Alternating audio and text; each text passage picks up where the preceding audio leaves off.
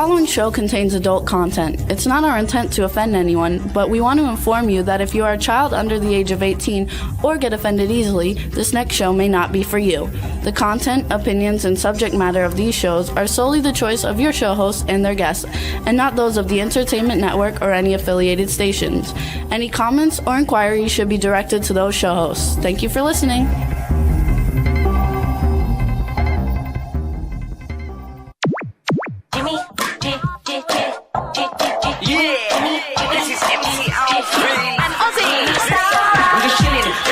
Sitting down and designing, where every man in a thinking, what are we gonna be wearing? Yo, I'm a Liverpool MC, you can't trust me, big up the girls inside the party. Let's get down to crazy Jimmy, big up myself and known as Alfie, the one and only, the Turkish MC. Always love the clothes of Jimmy. Bitch, I'm your wanna be, Jimmy Star's new celebrity. We'll take you out to Jimmy Star's. Hey ho, what's up everybody? Welcome to the Jimmy Star Show with Ron Russell. We got a great show for you guys today. We got some really great guests, but before we, I'll tell you, we have Johnny Potenza and Ray Porter coming on. I'll tell you who they are in a bit. But before that, let's introduce my cool, outrageous man about town co-host, Mr. Ron Russell. You think we should be lighter? We should be lighter? Yeah, I think so. Okay, I'll make us a little lighter. Make us light and Say bright. hi to everybody. We have to be light and bright. Jimmy keeps playing every week with the up. Oh, there you go. Now we look human. Okay. Okay. Hey, everybody. Now Here's Ron. Hi, everybody. I'm tired. What a weekend. Boy, oh, boy, oh, boy, what a weekend. Oh, we went to Sean Kanan's book signing party at 3. Then we had dinner with Sean and Michelle. And then we went to Zachary Jaden's Christmas party. Zachary Jaden's party. And we didn't get home till 5:30 in the morning. And we've been tired ever since. And this is like 4 days later. It takes me like almost a week to get back to being normal again. It really is terrible. But we have fun anyway.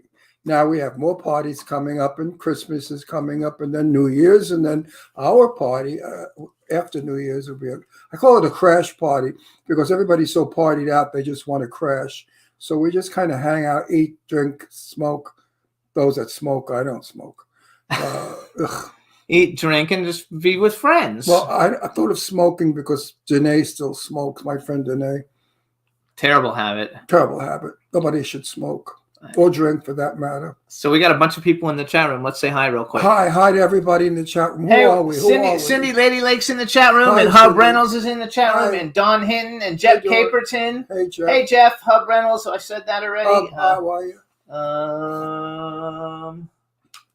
Let's see. Dawn, Lady Lake, Cindy. Anyway, there's lots of people. Teresa Sabin. We got a really fun show, you guys.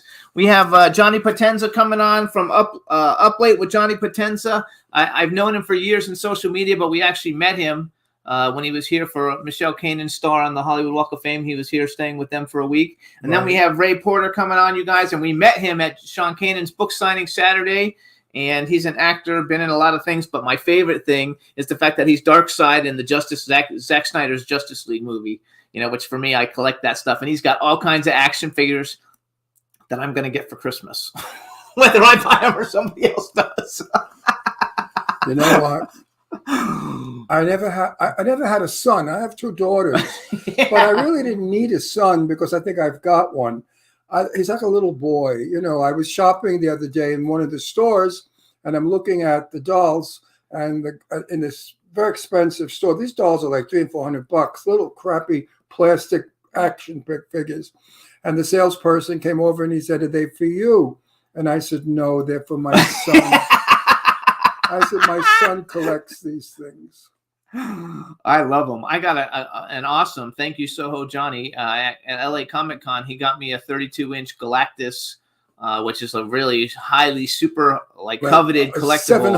$700 doll. Could you believe a piece of plastic costs $700? I love it. It Ridiculous. fits into my collection perfectly. So I know, but it's a very extravagant gift for just a big plastic doll of some idiot thing that doesn't even do anything. Just stands there. Anyway, I love it. My collection is phenomenal. We had a great time. We went to Sean Kanan's book signing, and we saw all kinds of people that we know. A lot of celebrities were there supporting. The name of the book is Welcome to the Kumite. It's the sequel to Way of the Cobra. He had some great things to say in it. Oh yeah, Sean read parts of the book, and the parts that he read, he was so honest about his life, his early days as a Jewish boy in Pennsylvania, where people were kind of anti-Semitic, and how he had to fight his way through a lot of things. It's a wonderful book. I'm going to so enjoy reading it, and I think you would too. You should get it. It's interesting Absolutely. and heartwarming. I think it's his best book so far, and I've read all of Sean's books, but it is his best book so far. I haven't read it yet, but it's Well, I haven't read it either. I've read it. Who has time to read with Christmas shopping, doing the house, doing the garden, doing it's like a lot of work. Then we went to dinner, and then after dinner, we went to Zach Jaden's party, and we saw everybody, a lot of people from our chat room that are all of our that friends hang out that with us, we all know our from, friends. people I make movies with and people we have as friends. It was just a fun weekend, really was. Hub says our colors are popping. They love the fact that you. It says "Laugh out loud, my son." Did I what? It says "Laugh out loud, my son," and they all love Sean Kanan. Sean Kanan's great, you guys. Sean Kanan is one of our very special friends, and he is a really, he's not a Hollywood person. He still is that little boy in Pennsylvania, a hick, and that's what I like about him. He's a big superstar. He's sophisticated. He dresses beautifully. He looks great, but his soul is of a homeboy. He's like a farmer kid, a sweet guy. Very cool. And so Michelle, is his of wife. course, I'm crazy about. Michelle is a super genius. She does everything wonderful. I mean, you have a problem, you talk to Michelle about it, she has an answer for it. She's so smart and so beautiful and so warm and affectionate and loving. Well, of course, she's Italian and she's from New Jersey. What else can I say? Just letting everybody too know, next week is our last show before Christmas. So next week will be our Christmas show. We're going to work on bringing on some surprise guests, and I think it'll be a lot of fun like it is every year. Everybody will be coming in to wish everybody a Merry Christmas. Yeah, it'll be a lot of fun. We're looking forward to it. Actually, I can't wait. Yeah, me too. Speak, Jimmy, speak. I was saying, I know they're talking about how great Michelle is too, Jeff Caperton, because who's saying how great Michelle is? Jeff Caperton says he calls her and she always gets people back. that know Michelle will agree with me. Look at all the way we're doing like 1 million people. How does that happen on the television? That's back there. Yeah, but why are so many of us? Look at it. That's a feature. Juan's probably doing that. Oh, Juan, are you doing that? Because it looks like I look like a caterpillar. Look, I do. I look like a caterpillar with a head. Look, I swear to you. Or cobra. I look like a snake. Get rid of that, Juan. I don't like that junk. Juan, make us look just one behind us. Can you do that? No, that's because you're showing your own feed. Oh, how do we do that? What am I showing? Because it's behind us. What does that mean? Oh, no, it's in the feed behind us, too. It never did that before. Yeah, it has. We've had it on a bunch of them before. I'm not sure how we get that off of there. Where I look like a cobra? Yeah, you look like a cobra. We want to welcome B. Claudia joined us. It's her mother's, I think, 90th birthday or something.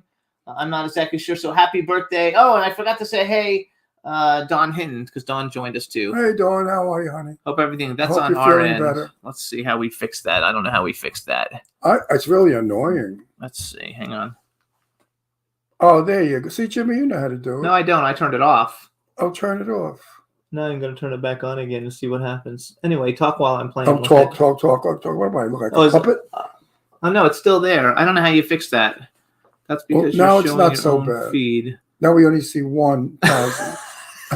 We've had that behind us, though, a lot of times before. Yeah. Yeah, just at this time, because we're wearing such bright colors, it really shows up. No. I mean, I've never seen it like that before. Now it's a little better. There's only about 6 of us.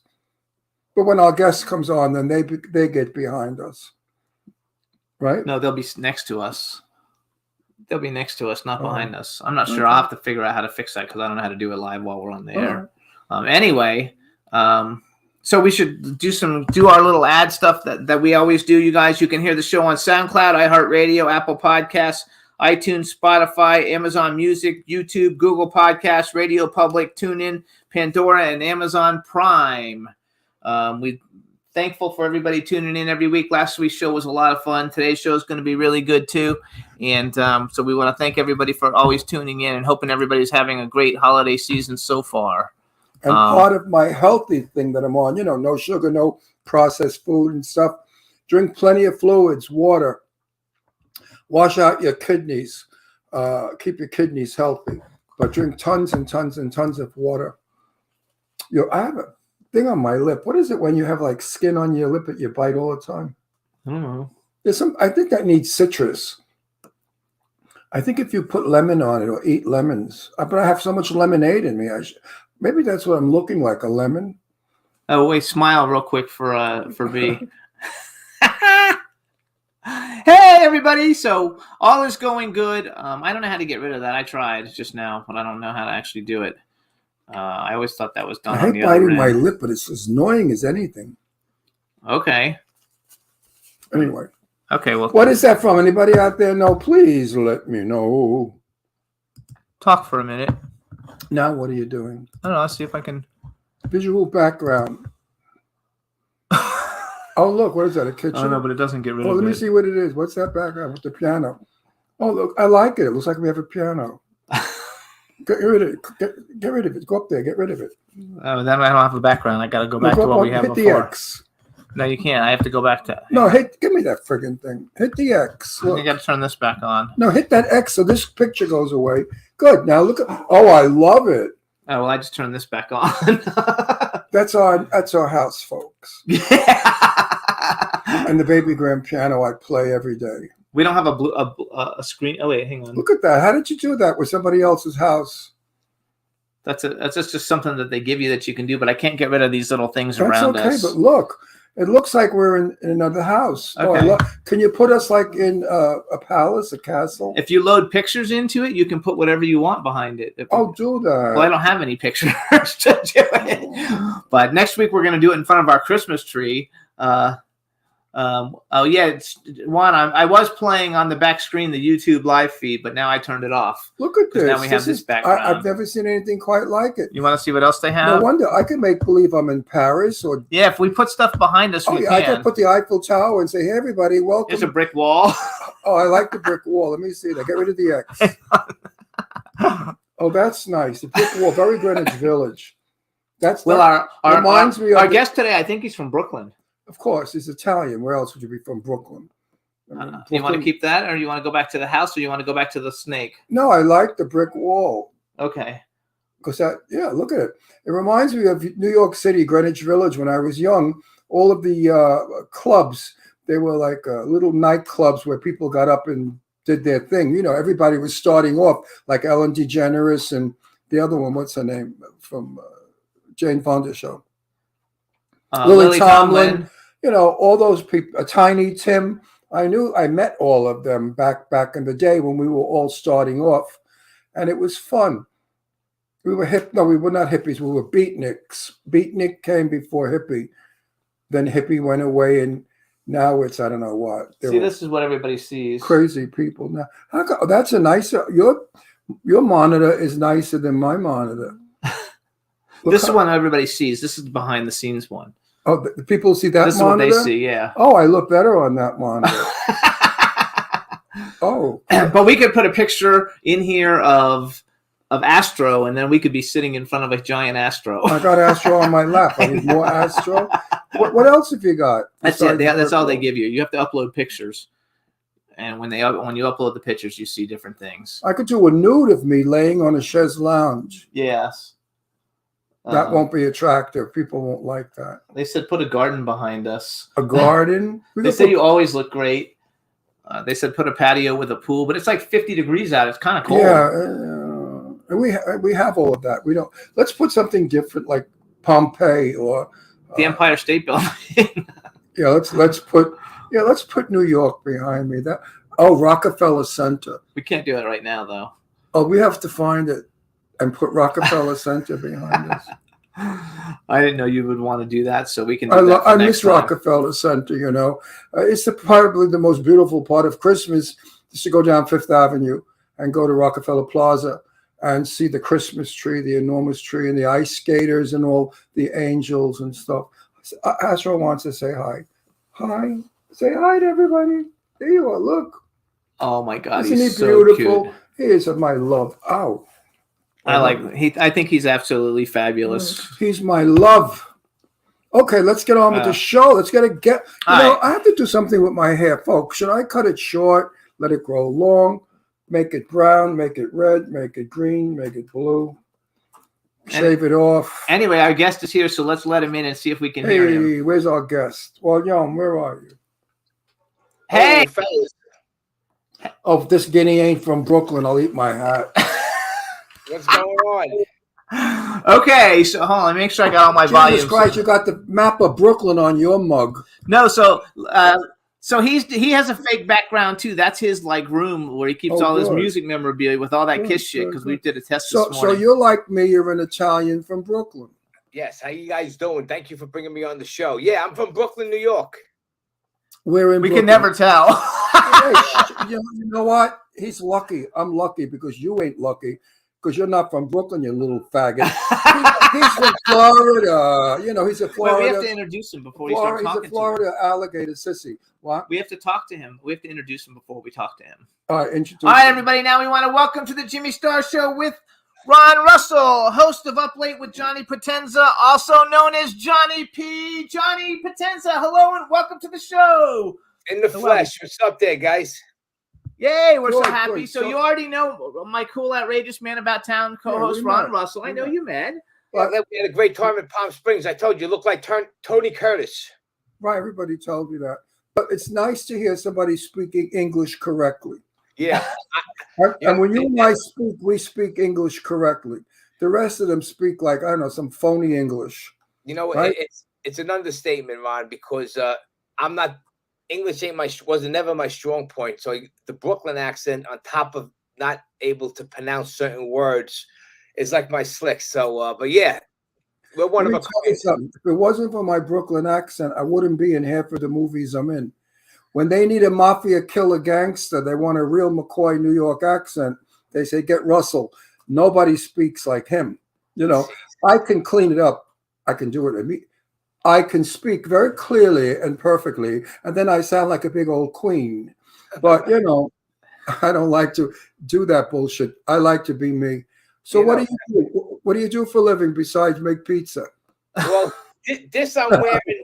No, I don't make pizza. Potenza, is that where your family's from? Potenza? No, everybody asks me that. Potenza is my last name, and it's a town in Sicily, Italy, as we all know. But no, I'm from Potenza is in Italy. New York, Bensonhurst.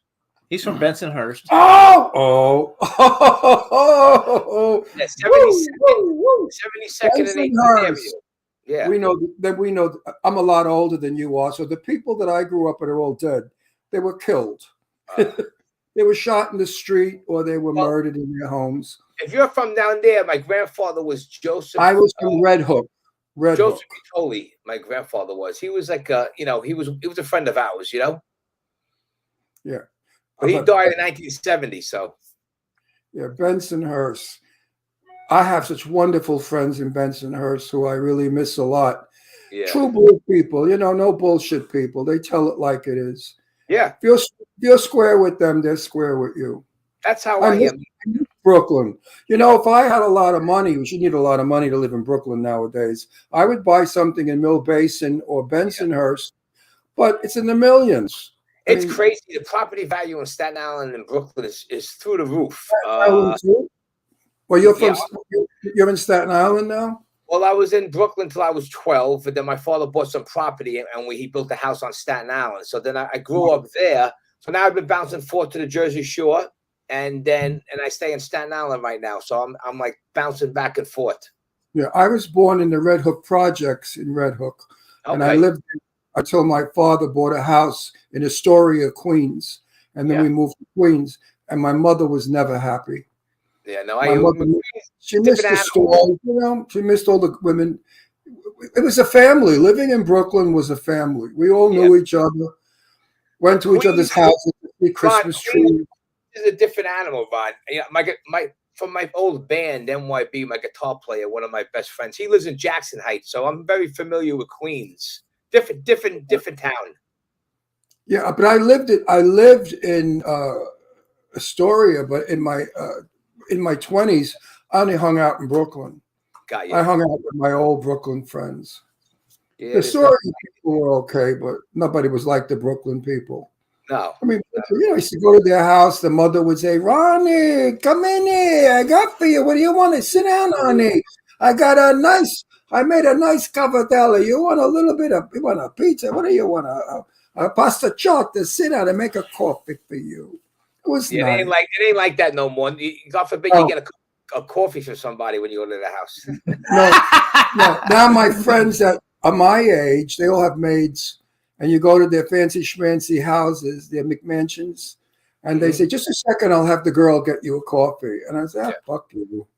So hold on. So all right. So you guys, I originally met Johnny. Actually, never physically met him, but we met because we followed each other in social media. I originally followed him because we have a mutual friend, Sean Kanan, and I think Sean was promoting he was on your show. Yeah. And so I followed you, and then you followed me back. So it's been years, but we met at Michelle Kanan's star on the Hollywood Walk of Fame. We had a great time. You've kind of been in the same business that we are all around because you're an actor. You've been in movies. You've got a talk show. Neither one of us are drummers in a band, even though Ron used to like sing. And so Like sing, is that it? you used to sing. Like sing. Well, Like sing means almost singing, you fucking idiot. he used to sing. I'm gonna kill him. But it's different because you didn't sing like he sang in a rock band. It's different. Yeah, but I sang in front of 350 people eating in supper clubs all over the Eastern Seaboard. You think that was easy? People drinking and eating, and me up there singing? It wasn't easy. Nothing's easy. Because if you didn't sing right, they throw an apple at you. They throw, Well, I was trying to like lead up to the fact that he's like a drummer in a band. He had a band, you guys. He started drumming. He was a drummer since the age of 12. He studied under Jim Chapin, father of Harry Chapin. Your band was called NYB, which stands for None of Your Business, which is so like New York. Yeah. Negative. None of No, yours. that's not negative. You're just jealous because you were That's born. not negative. You were That's born what in this- everybody used to say. They go, "What's the name of your band?" NYB. What does it mean? None of your business. But I was I don't know what. I was arrogant and ballsy back in those days. I'm more on the mature, arrogant and ballsy level. How old are you? How old are you? Me, I'm 55. Are you married? I'm actually widowed. My fiance, who was going to be my wife, passed away of breast cancer 4 years ago. I'm sorry to hear that, but I'd Yeah. like you to. I think. How tall are you? Me, I was 5'8", but I shrunk down to 5'7". Now, doctor said I shrunk an inch. Oh, so I can't fix you up with my daughter Deirdre because she's about Like 5'10". 11. Yeah, I don't like girls that are taller than me because then I got to do some mountain climbing. No, but I have my daughter Leslie, who looks like Michelle Pfeiffer or Grace Kelly, who was Miss Long Island, Power's #1 model. She's a gorgeous blonde with green eyes, Italian, of course. She cooks and cleans, and she's a homespun. She's no putana, and she's not a tomato. She's a nice girl. That's the girl that I would date down the road if it ever happens again. They have to be really special and sent from the man above. My daughter's so special that no guy is good enough. I could take care of myself. I'm a good cook. I could clean. I shop and do all that nonsense. The crazy life that I lead. I like to come home to a normal life, honestly, and just shut the door. My daughter was engaged to a guy, Joe Diarchi from Brooklyn. Okay. And so my daughter's very smart. Anyway, we're not setting up your daughter. Shut the fuck up! I could get rid of you. Oh no! My daughter's 50. Father-in-law. My daughter's 52. Go on her page on Facebook, Leslie Sarego, Sarego, and look at her. She's beautiful. She's sweet as hell. Everybody loves her. All right. Huh? Where's she She living?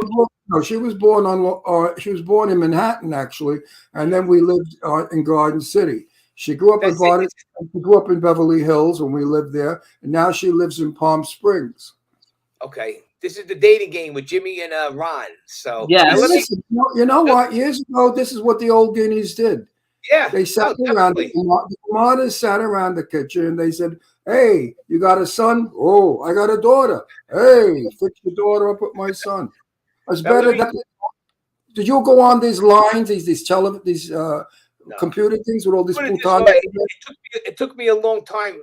I was devastated for years, and I could talk about it now. But she was my life, and to watch somebody go like that at an early age, at 45, it destroyed me. So it took me a long time to build myself back up again. Now I feel good. My main focus is I got to make it somewhere in this entertainment business, and I got to be able to retire comfortably down the road.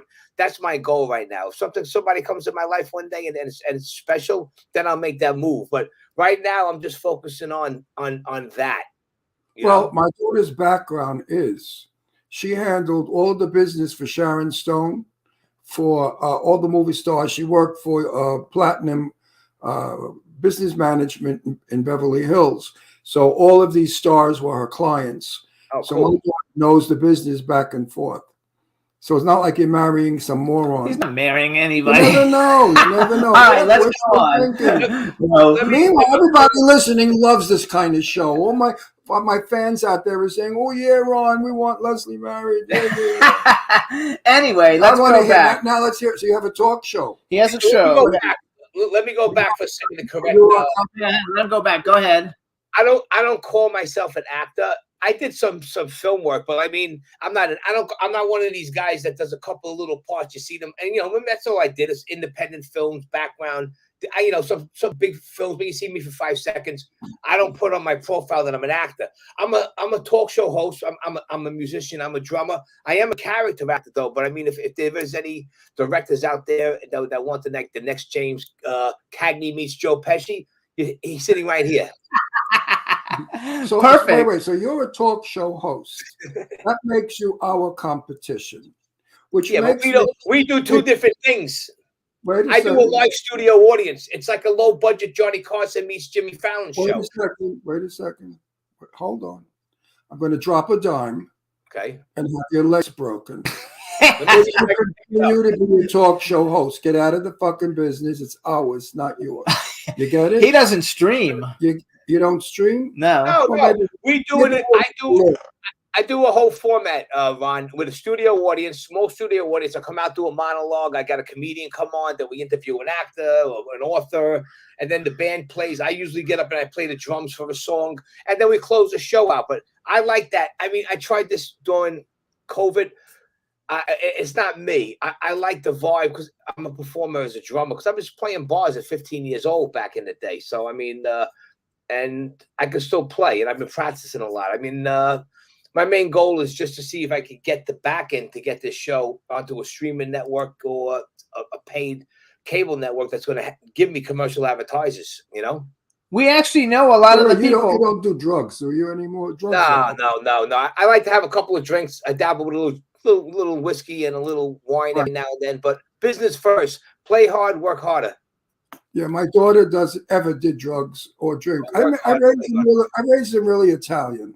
They have all the values that I was raised with. So go back. Hold on. So, because I wrote down okay. So then, first of all, how do people see this? How do people actually see your show? Tell people how they see you. Well, the easiest way for anyone to see it is just stream it either on YouTube or Vimeo.com, and or if you got cable network, it airs on LA 36 near you, and then all the 5 boroughs, and in Las Vegas on like Spectrum and Time Warner. It's around RLN and whatever else is there.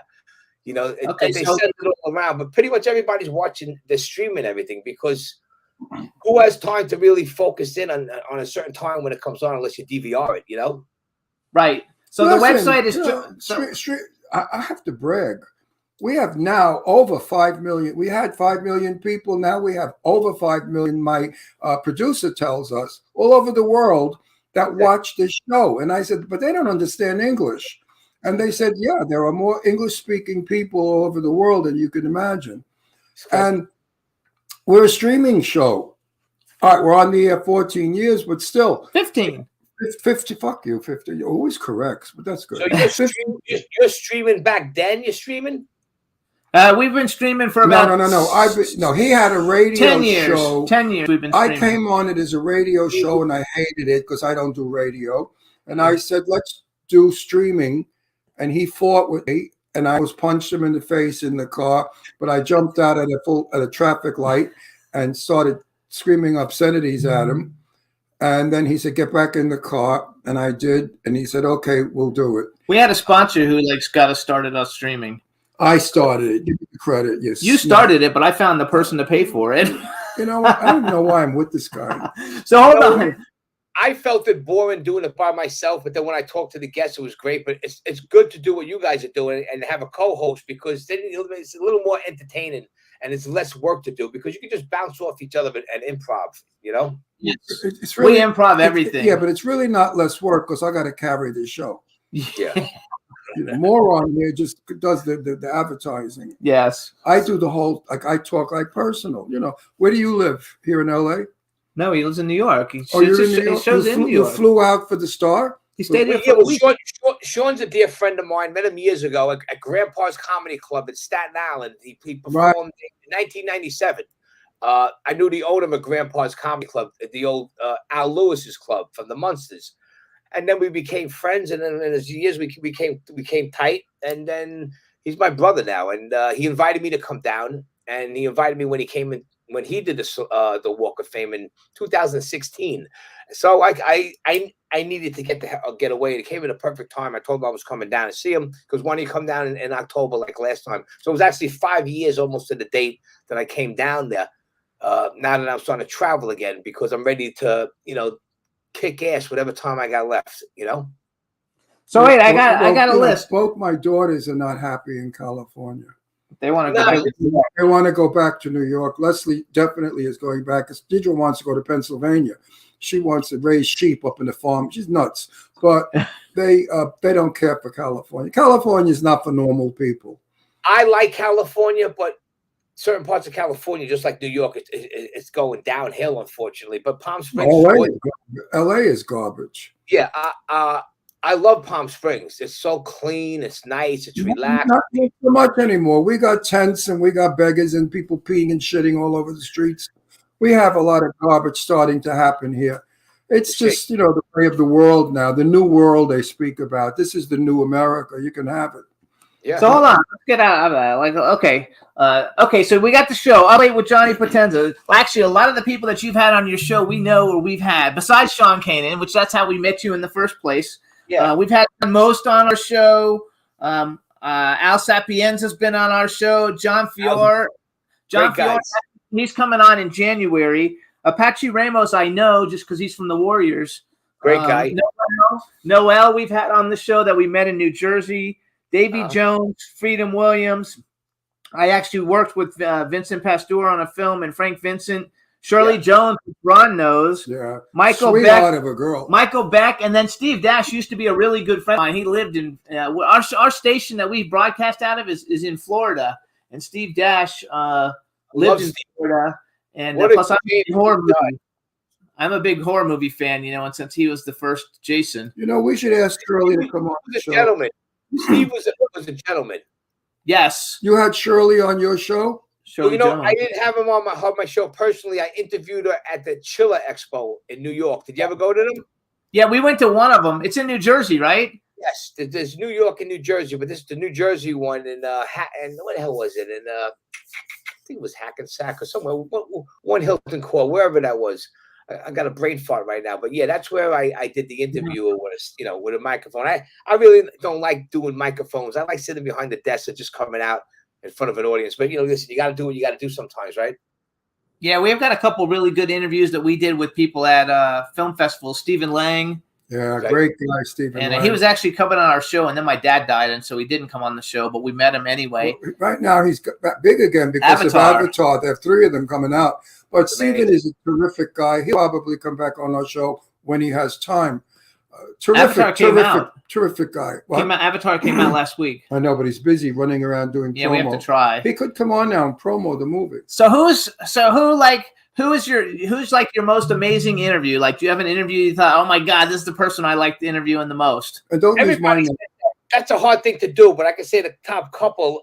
Joe Franklin was definitely great. The legendary talk show host, Joe Franklin. I don't know who he is. I met him once. You won't believe where. Where? At a Nidix stand in New York. Remember Nidix orange drink? It was on the corner of 59th Street and 3rd Avenue. Yeah. I went, and there he was eating I think it was a hot dog and an orange drink. And I went to speak to him, and he spoke back to me, and the Frankfurter was flying out of his mouth, and it was disgusting. He was a mess. I'm going to He show was you really. this right here. I know he was just funny. This is on my wall. Let me see if we can get this on. This is a picture. I don't know if you can see it. It's breaking up. Yeah, Yes, right there. Right, Yes. right. It was on my show. He signed it, but the funny part was I was in his office, and he was eating fried chicken, and I bought one. And I had a picture for him and a picture. I signed one for him for his wall because he told me to. And I go, Joe, sign this for me. He goes, okay, man, let me do it. I go, wait, it's not easy. Who falls out of his mouth? His shirt, let me get it in. And I'm aiming with this shit. His hands are all greasy, and he has. And then he crosses it out over here. It says, John, you crossed out a great talk show host. All the best, Joe Franklin. So I got there with fingerprints on it, and I just, I wiped them off. But that's a classic. Telling you, when I spoke to him, he was spitting Frankfurter at me. I thought he was disgusting. But for those of you out there who don't know who Joe Franklin was, he had a television show a million years ago where he brought on all of the old vaudeville people and movie stars that were nobody anymore, and he kind of gave them a little shot in the arm so people would know who they were. That was Joe Franklin, and the show was called, I think, the Joe Franklin Show. Yeah, but he started the talk show back at WOR back in the 50s, and it evolved into a talk show. But he's the king of nostalgia. I think he is, to date, it was like over 500,000 interviews. But I got to meet him like the last 4 years before he died. And the night before he died, I heard he was in the hospital. A friend of mine, Frank Morano, who's a big talk show radio guy on 77 WIBC, goes, Johnny, if you want to go say goodbye, go see him. He was at the Mary Hospice in Sloan Kettering, and he was laying there, in hospice. And I'm like, Joe, how you doing? He's like, not too good, kid. And like he was in a lot of pain, and he goes, "Thanks for coming." I was in there about 5 minutes, and I left, and then he died the next day. I really got hurt over that because I look. He was like a mentor to me, and he taught me a lot of stuff, but not as much as that I could have learned. But he gave me enough to go out there and do his thing. He wasn't no Johnny Carson, but Johnny Carson wasn't Joe Franklin either. Like Joe Franklin was an encyclopedia. Johnny Carson was a man's man entertainer, and everybody watched Johnny Carson. Joe Franklin had a limited audience, Well, he was on Channel 11. Yeah, and then on Channel 9. And Channel 11 was not a great station. I was with Shelley Winters the night before she died. She was in not a hospice, it was a private nursing home. And she had gotten very skinny. And I said to her, I said, now you can go back to wearing your sexy dresses, a good push-up bra, and look sexy. And she said, yeah, I'm going to do that. And as I left, I said, now remember, you promised to come on my show. And she held my hand and she said, Ron, I promise. Yeah. And the next day she died. I was so upset. Yeah. I mean, so upset because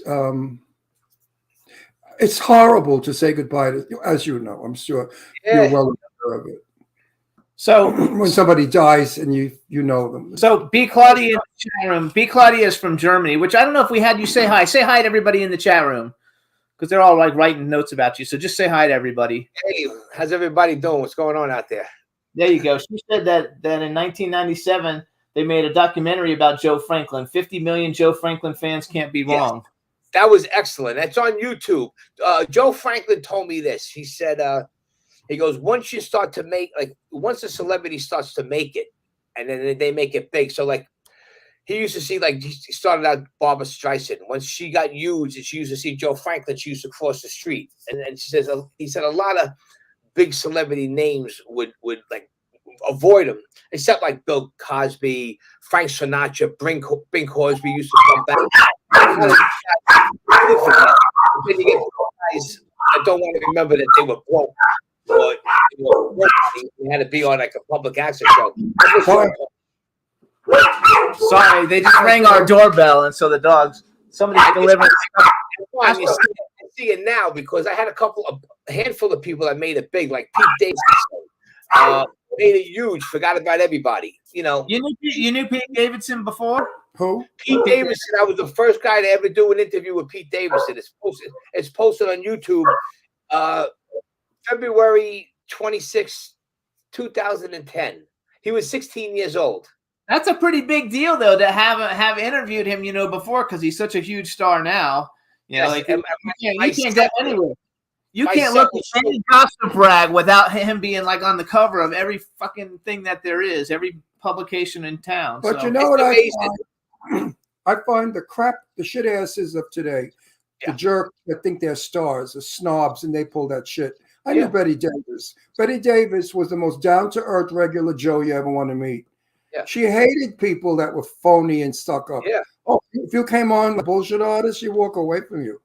So there are I found that the major big stars of yesteryear were far more generous with the public than I mean, like, look at these. Brad Pitt, he was on a movie. A friend of mine was on a movie with him, and they said that Brad Pitt wouldn't speak to anybody. He did his lines and went in his trailer, came out and did his lines, went back in his trailer. I mean, who the fuck do they think they are? They're no. Today they're somebody, tomorrow they're begging for attention. Yeah, no, that's what it is. So wait, go. Okay, so he was one. Who are some of your other ones that you enjoyed a lot? You know who was great that you guys, if you didn't have her, she was wonderful. She was one of the biggest reality stars, Big Ange.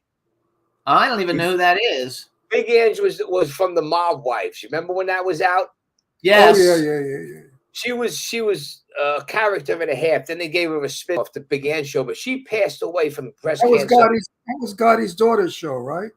No, that's Karen Cavano. She's one of the other mob bosses. It's not Gotti's boss. It was Sammy the Bull's daughter. Gotti's, right hand man who ratted out the crime family. She had a TV show too. I actually. Victoria, I'm talking about Victoria Gotti. Oh, okay, yeah, that was a different one. All of these reality shows are silly. Back in the day, the mob would have never went for all of that shit. When the Gotti was around and the Columbos and all those guys, they would have shut those down right away. Like they almost shut down the Godfather back in the day. They call up to that and say, "Look, now we're not aiming that mob wife shit. We're not aiming that stuff." First of all, let me clear one thing up. There's no such thing as the mafia, and there never was. So let's get that point across to everybody. It was the newspapers and publicity. There were a group of Italian people who were nice and took care of their neighbors, and they're lovely people. But Ron knows what he's talking about. Yes. But one thing, the Italian people, they didn't want anybody to give them attention. They did everything they could to not be in the limelight, not to be noticed, because they would not show off people. So if somebody did something like a TV show about the so-called make-believe never happened mafia, they would be very upset and probably kill you. Wait a second, because I wrote down that you. Right, there's no such thing as the mafia. You know that. Like John Gotti was very entertaining, but he brought down the Columbos, the Gambinos because he was a show off. Yeah, but John Gotti gave more money to more people and helped. Oh, I mean, 1,000%. I can tell you stories about women, people had children that needed surgery, operation, didn't have money, and they went to John and told John story, and John gave them money. I mean, these guys maybe were tough and rough guys, but they had hearts of gold as well as hearts of stone. It depended on who you were and what you did. But there was no mob. There was no such thing as the mob or the mafia. Funny, I was just trying to sugarcoat it. If I had to say who's my favorite gangster, I would say John Gotti. If my mother heard me say that, next time I see her, she'd hit me in the head with a pan. Well, I will never even suggest that I ever met or knew him because I never met him either. I liked his style and I liked what he did for the neighborhood. But he was, he showed off. He should have been a little more low key, my father's generation. I have to tell you, my great uncle was Vincenzo Vincenzani. Oh wow! He had all the tablecloths and napkins in New York City back in 1910, 1911. He was the Black Hand. There was no such thing as the mafia. He was what was called the Black Hand. And anybody that didn't launder their tablecloths and napkins from him, they blew up the restaurant. They put it on fire. But that was because the Italians were so persecuted and nobody was giving them work and they were starving in the streets and they had to feed their family. So they had to resort to this sort of behavior in order to survive. Of course, as the years went on, the media and the press said, let's make up stories about Italians. And every Italian you know is Sicilian and in the mafia, which is nonsense because there is no such thing as the mafia. So hang on. Go ahead. Story says with Sean Kanan. He's funny because we had like this inside joke. We don't do it no more, but like years ago when I came down there, I go, let's. He goes, everybody thinks they're asking me, you're Italian. I go, make believe like I'm a connected guys. I go, so when you introduce me, say this is my friend Johnny Potenza. He's a friend of ours. So he did this back in 2016 to everybody. By like the next day, people are giving me free drinks. They're buying me dinner. They're giving me this. They're giving me that. They're like asking me stories. And me and Sean are cracking up. And I'm walking around like I'm the Don on a low key thing, but it was funny how everybody was like just like kissing up to me, like My father used to be a set designer for Broadway for the Lois Triborough Theater. Then my father became a union delegate for the Painters Decorator Union. And when I used to tell people my father was a delegate with Schoenfeld and all those guys, they say, "Oh, Ron's in the mafia." I'm not in the mafia. The first was no such thing as the mafia. And secondly, I'm not in the mafia because I'm gay. The mafia, if it did exist, would not have a gay guy in it.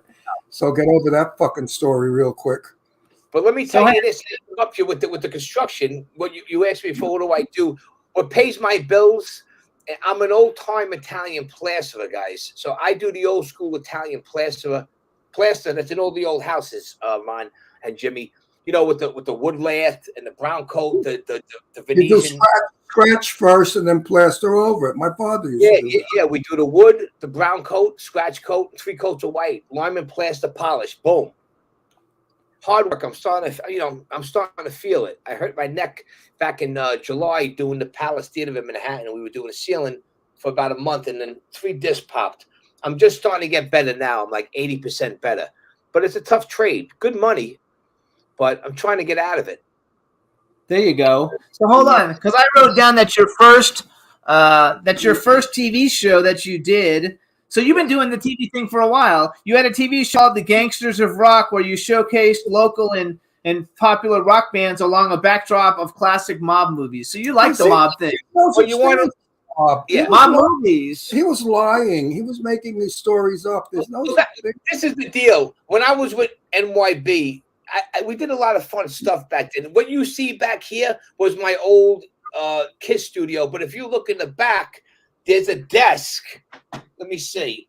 All right. And we used to move everything out of the way. We used to sit the guests here, and we had 3 cameras, and we filmed it down there. So it was the Gangsters of Rock. And then I was known, my producer called me the wise guy of rock and roll because of my New York City persona. So I kind of went with it, the Gangsters of Rock. So it was gangster clips with rock and roll footage.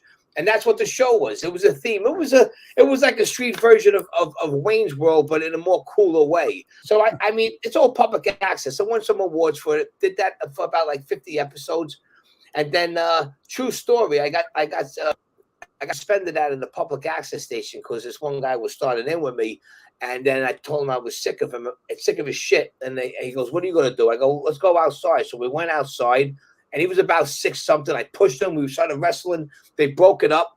And then they suspended me for 6 months. Then it went a year. Then it went to 2 years. And I had to get my lawyer, my entertainment lawyer. And I got back in there after 3 years. Laid low, learned my lesson. Then like 3 years later, I started the Late Night with Johnny P show. And I never turned back. And that's the story there, The music business got me in the entertainment business. So, like our best show, I don't know if it's our best show, but our most viewed show was with John Barrowman, who was like from Doctor Who, and then he had Arrow. He has all kinds of shows and stuff. And when we stream, so when we brought him on, like when we brought you on, he was like making out with a blow-up doll. Okay. And kissing a blow-up doll. So anyway, we got 10 million plays on that one show. Because the guy's really popular. Do you monetize? You monetize this, I gather, right? We're working on it. Yeah, now we're working on it. What makes our show happen is it's real. Yeah. There's no Hollywood here.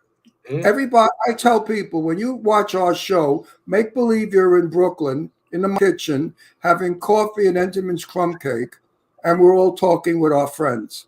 And Yeah. that's why we encourage our guests when they come on not to be Hollywood. Don't do that. I'm doing bullshit. Let Jimmy brag for you. Don't you brag because you look like an idiot bragging for yourself. Jimmy does that. You got to be humble.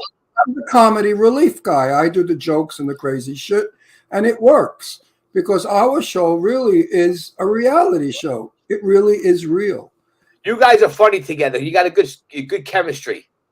Yeah, and when I fight and call them names and stuff, that's all bullshit. We just do that for the fans because they love it. I get fan mail saying, "I love when you fight with Jimmy. You are hysterical." They love it. They love it when I call him Fig Mary Bottom Bitch. They love it. So you got the same. You got the same hair as my father. He was a plasterer, but then he went to be a cop. Yeah, he was a cop for 2 years, and he was a New York City firefighter. They retired. And then when 9/11 happened, he volunteered for a month. A couple of years later, he got cancer. 5 years later, he passed too in 2009. Good guy. How old was 66. he? Oh, he was 66. Oh, very young. And when did he die? How many years ago? 2009. He was an So awesome Brooklyn. He went to New York High School. How old would he be today? About 80, about 60. Oh, Close to I'm 80. I'm 82, so I 81, probably yeah. I maybe could have met him. Okay, you would have loved him. Knock around So- guy, my brother. So go on a bucket list, like a bucket list, like you've interviewed a lot of really cool people. We've interviewed a lot of the same people. If you could interview any male and female on the planet, like who do you want to interview that you have not interviewed yet? I would just love to interview every A-list celebrity and B-list celebrity and up-and-coming local celebrity out there. But I would love to get Stallone and Leonardo DiCaprio, De Niro, everybody, I love it. I spoke to Stallone in a movie lobby. We were waiting to go in. I How saw was my he? daughter, the beautiful blonde. He's like, I don't know, retarded or something. Hey, I- Rob. I mean, I was talking to him and just being, and he just like was. What? It's amazing because did you He's see really not interesting. you see his new series, Tulsa King? I haven't seen it because I don't have Peacock. I'm playing Paramount. I'll give you my password. I'll text it to you. You guys watch it. It's I excellent. have a good Stallone story. let My me friend hear it. Barbara Lux was an interior designer, and she was doing this doctor's house up in the hills. Sylvester Stallone lived next door, and they were wow. doing construction. So all the rats in the hills got loose, because they were digging. And Sylvester Stallone was sitting on his front steps with a rifle shooting the rats. This is the truth. He would sit there with a rifle and shoot rats. So I thought the press never wrote about it. I would like to actually though interview him too because There's no interview. There's no way you're going to get anything but. I don't know about No, that. he doesn't create. I would like Sylvester to get John Travolta. I'm a big John Travolta fan, and he never shuts up. That's a good interview. What about chicks? So if you what are some of the female A-list actresses that you Who I like? really like as a woman, young generation, I think kicks ass. That's really good. Is Miley Cyrus? We love Miley Cyrus. Yeah, I do. Ron saw her on New Year's Eve a couple of years ago, and she was dressed like a Hollywood, really elegant and stuff. And Ron was like, "Oh my God, that's it's so great!" Nice to see them women. Remember when the Gumadas, what they used to look like years ago in Brooklyn? Everybody was dolled up with jewelry, beautiful fur coats, gowns, men in tuxedos, suits. Today, they all look like pigs. They look like slobs, like they were working in the fields. Horrible. And My mother had a fur coat that she was giving away, and my little cousins in their 20s, they didn't want it. What am I going to do with this? I'm not going to wear it. $10,000 mint coat. You know how stupid they are today, the young people? You're young only once. And if you don't make yourself beautiful when you're young, when you're old, I don't give a shit what you do. You're never going to look beautiful. You're always going to look old beautiful. They don't care what they wear. They have the phone on them. That's it, No, do not waste your youth looking like a slob because you'll never get it back. Dress beautiful young, right? Yeah, 100%. I love it. What's your favorite pasta? It depends on my mood, but I mean, I'm a regular basic guy, but I like regular, meatballs and pasta and rigatoni and meatballs, but I mean, I like alio with shrimp and alio with like scallops and alio and oil.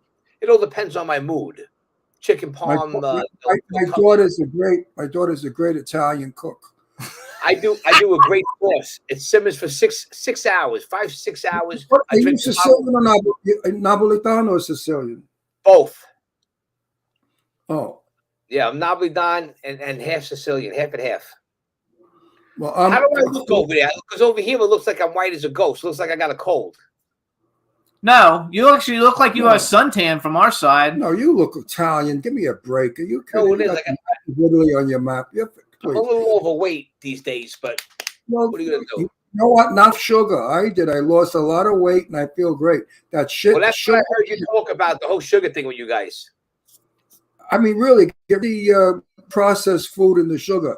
My brain cleared up. I have more energy. I feel younger. I mean, how could you feel younger than 82? But I do. But eating crap food. No, he eats garbage. He's going to be dead soon. But I'm going to insure him big.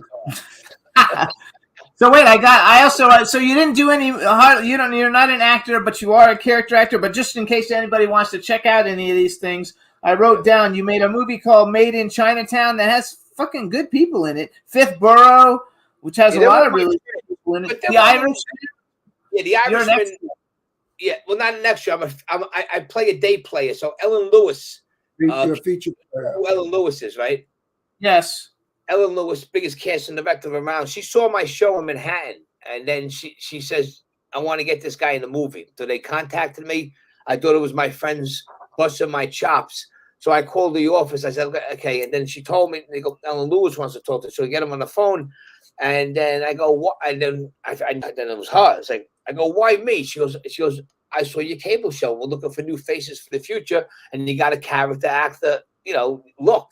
And I mean, that's a good movie, The Irishman. That's like Well, really let big. me tell you something. If you lived here in California, I wrote a movie about a woman that's a bookie and her husband's supposedly the make-believe mafia. And it would be a partner for you. You could have played, because I'm only casting people from New York with real New York accents. Did you film it? Huh? Yeah, we're working on it now. Michelle's directing it. Sean's in it. I'll come out there and I'll fly out there. But the thing is with the Irishman, let me finish the story. So I did 2 big reads with her. She gave me this part for Skinny Razor. A lot of people auditioned for it, but I didn't. That was my first really big interview audition, so I was nervous. But she wanted to keep me in there, so I was credited in the credits as Wise Guy number 3. I'm the wedding scene. But you see me, they focus right on my face. I was 5 feet away from De Niro, Pesci, and Catherine Narducci is a dear friend of mine. De Niro didn't look at us the whole time. I saw him. He finally looked over. Like I wasn't, because I don't stare. But if I went like this, and he looked at me, and I went like this, and he went like this, and then he went like this. He gave me 3 seconds of his eyes, and then that's it. Did you meet? We had a friend on that movie. He's an extra, Thomas Benefucci. Okay, I don't know. Ben Viega.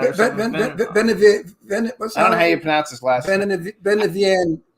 Wait, though, you did some horror movies too, though. I wrote down Bound by Debt, Jersey Shore Massacre, A Cold Day in Hell. So you got 1, 2, 3, 4, 5, at least 7 movies. In my Yeah, well, movie, there's a couple of the independent ones. I got lines and stuff in them and stuff like that. Yeah, but put it this way: if I really put myself out there all those years, I would definitely have a lot of credits and maybe be halfway somewhere. But the thing was, I spent half my life in the music business. I had a record label called Shinebox Records. Once that all fell apart, we had to close shop. By the time I was almost about 39, I had to start life all over again. So the last, say, 15 years, I've been breaking my ass in construction.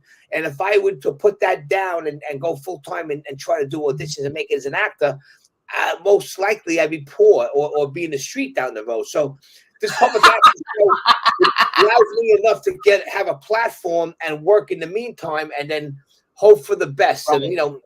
And I came back to life, so I'm ready to work hard this next couple of years, and hopefully with the will of God, I'll get my dream come true one day. We'll see.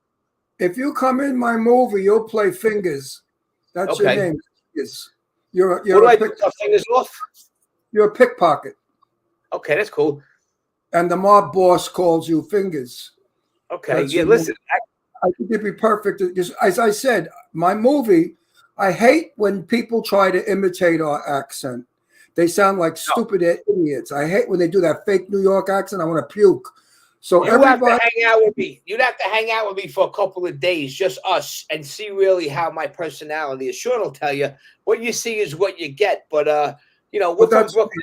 that's the Brooklyn thing. Everybody from Brooklyn is that way. No, but we don't like bullshit artists in Brooklyn or fancy schmancy people who think who the hell they are. Brooklyn people are very down to earth. But you know But what? Lainey Kazan isn't from Brooklyn, perfect. And everybody in the whole cast is all New York, Brooklyn people, practically. But you know what I'm talking about, Ron? There's some people that overact, even though they're already Italian. Brooklyn, they go, "Ayo, don't bomb, forget about it." They do. It's too much, and it's like it's overwhelming. Those are the people we call them bean shooters. No, What do you call them? Bean shooters. Bean shooters. Right. Nobody could say forget about it like we do. Forget about it. Yeah, forget about it. I mean, forget about it. I mean, nobody can say it like us. Nobody. They try, but they sound like they're constipated. Like in Donnie Brasco, right? Right. That was a great movie. No, I think you know what? Sometimes I lose my Brooklyn accent, and I say to Jimmy, "Got to go back." I go to Brooklyn for a day or two. Guess what? My accent, like now, my accent is thick talking to you. Yeah, but the California people, I noticed, they love the New York City accent. Brooklyn accent. New Yorkers talk very nice. New York, Manhattan people speak like television people. A little different, Brooklyn, yeah. Bronx people don't even talk. Bronx people talk ignorant. They're Yeah. stupid.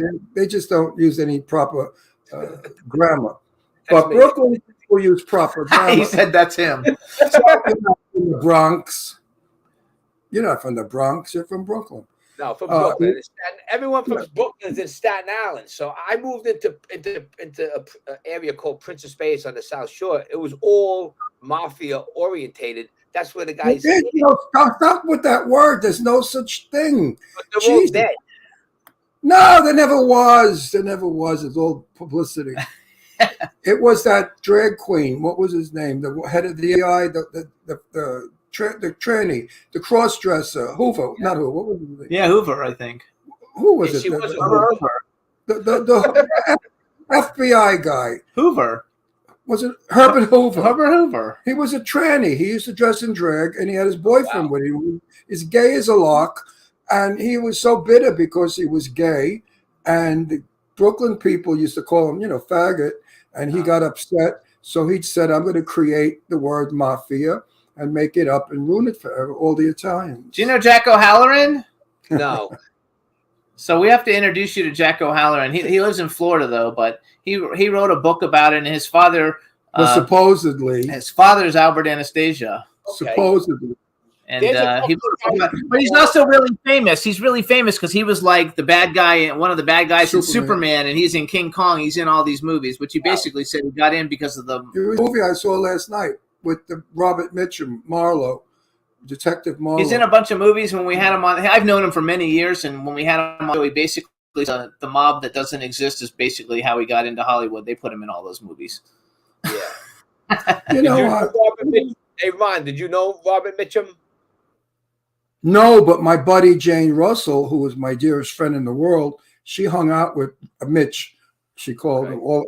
She loves him. They were good friends. We watch a lot of his movies. Yeah, Yeah, I've he's never. a good I actor. know about him because Jane and I used to talk about him, and she used to say to me, "Mitch was a lot like me. Mitch didn't like fake people. He was very, very outspoken. He didn't have a filter. Robert Mitchum would say whatever he felt like, whether you liked it or not. He was a true blue guy." And she also said that she drank him under the table, and boy, could he drink. Yeah, Jane and I were friends, buddies, like brother and sister for many, many years. She was a terrific lady. I love her a lot. Yeah. So real quick, Huh? I just want to give out some stuff because we only got about 5 minutes left. So you guys, if you can find out more about Johnny, you can follow him on Instagram. It's Up Late with Johnny Potenza, Potenza. His website is johnnyptv.com. I like the whole Johnny P thing a lot, and like everybody knew. We have another friend named Johnny Parati, and he was like, "Oh, what a great name this guy's got!" You know, when I put the thing up on Facebook. Johnny and stuff. There we Parati, go, who they throw off, JohnnyPTV.com. every day they throw him off Facebook. Oh, he's one. He's in Facebook jail all like the time. like all the time. Of course, he's an outrageous Republican, and he talks about it. And Facebook, Yeah. you're not allowed to be a Republican. You know that. You have to Listen. only be Democrat on Facebook. I get You're in a trouble Republican. walking outside my house, but I never got into trouble on Facebook. Oh, so wait, okay, we got a couple of minutes left. As a band, did you open for anybody big ever? Yeah. You know, I opened up for, you know what, my idols were Kiss. My first Kiss concert was in 1977. The Kiss Love Gone Alive 2 tour. My father took me. But after that, I knew I wanted to play the drums. But as years went on in the 80s, Kiss broke up as we knew. But in the 90s, Peter, Chris, and Ace Frehley, who were the original members, were touring solo. So I got to open up for my idols a couple of times. Then we opened up for Twisted Sister and guys from Guns N' Roses and Cinderella and Quiet Riot. And then that band was Barrage. Then the band broke up, and then we started NYB in 95. But Richie Scarlett, who was Ace Frehley from Kiss's guitar player, produced 2 of our records. You can see them on iTunes. I get royalty checks every couple of months, $8, $20. But you know, we never made it to the radio. But I got one for 69 cents. Before Ron was on the show, before I was with Ron, the show was around, and we actually had Richie Scarlett on back in the day, like a long time ago. And we actually met him at Chiller. We actually met him at Chiller. You got to get Richie back on. He has a new book out, released in the UK, that's coming to America now. It's the Richie Scarlett story. It's like a 350-page booklet of his life and pictures. I'm having him on the show in a couple of months, but I could tell him to email you guys. Yeah, we'll totally have him on. He's great. Do you know the Wise Guy Show? Yeah. I was talking with them the other night. We love them. In the summer, they do this wonderful Italian festa in Jersey. And I missed this year because we got screwed with work. But next summer, I'm definitely going. So you got to come too. Yeah, definitely. Freddie's a good friend. I'm bringing my daughters. Like maybe I could get rid of my daughters there. No, we love Freddie. We went to the event. They've all been on our show. Ron's been on their show. I love those guys. Do you know Al Bandero? Yeah. Well, I don't know him personally. I'm trying to get in with him. I just only met him a couple of times, but I know friends who know him. Okay, I'm actually producing a movie with him that we're going to shoot. That we're going to shoot in New Jersey. We get it more organized. I can't wait to get back east. Yeah, I love it. There's nothing like it. All right. There's a restaurant in Brooklyn. I won't. Doesn't matter.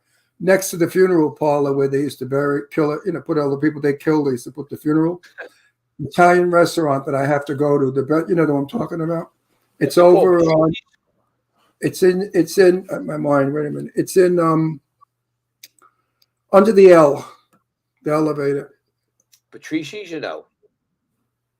Anyway, we got to go anyway. Best Italian food in the world. I can't wait to go there and eat Italian. Oh, too. We have another mutual friend, Mickey Burns. Mickey Burns was just on his show Saturday. Oh, Mickey's a good buddy. We love Mickey. Mickey's the man. Yeah, Mickey's a good guy. He's a pal of ours. So you guys, we got to shout out. Go ahead, shout it out. Yeah, Elaine Shapiro. I'd like to say hello. Oh, Eileen. Yeah, hey, Eileen. Yay. Sorry, Eileen Shapiro. Hopefully, I'll be talking to you in a couple of months, and everything looks good with you guys. I'm glad I got to meet all of you. It was a pleasure meeting you guys. I'm super glad with you. So you guys follow Up Late with Johnny Potenza on Instagram. The website is johnnyptv.com. It's just the letter P. Follow him on social media. He's a great guy. We're going to be doing stuff together in the future, and it was great having you on. I hope you have a very Merry Christmas, and we'll talk to you soon. You too, guys. You guys are great class acts and love, and Masters, Happy New Year, and I'll see you in the new year, right? Absolutely. Yeah. And your accent is music to my ears. Forget about it. Forget about it. What are you talking about? Thank you, guys. What are you talking about? Give me a break already, huh? What are you talking about? Sean Kane and Michelle, I love yous. I'll see you later. Absolutely. See you later, baby. Merry Christmas. Buon Natale. Buon Natale. Bye-bye, Johnny. Later. Bye, Johnny. What a great guy. See, all right. Brooklyn people, really wonderful people. Real quick, you guys, we're going to take a quick music break, and then we're coming back with our second guest. This is CeCe Peniston. The name of the song is Are You Ready? I think you guys will like it. Check it out. Here we go. Take it away. CeCe's on? My CeCe. CeCe? No, the Oh. song. Oh. I thought CeCe was on. Enjoy I it, love you guys, her. and then we're going to come back with Ray Porter. Here's CeCe Peniston. Are you ready? Are you ready? Are you ready for love? Are you ready for love? Are you ready for love? Are you ready for love? Are you ready for love? Are you ready? Are you ready for love? Ready for love? Are you ready for the day when love is away? When there is no more war and poverty? Are you ready for the day when love is away? When everyone will finally be free? Are you ready for the day when love is away? Imagine just how happy we will be. When love is away, there will be a brighter day for you and me. Are you ready? Are you ready? Are you ready for love? Are you ready? Are you ready for love? Are you ready for love? Are you ready for love? Are you ready for love? Are you ready? Are you ready for love? Are you ready? Are you ready? Are you ready? Are you ready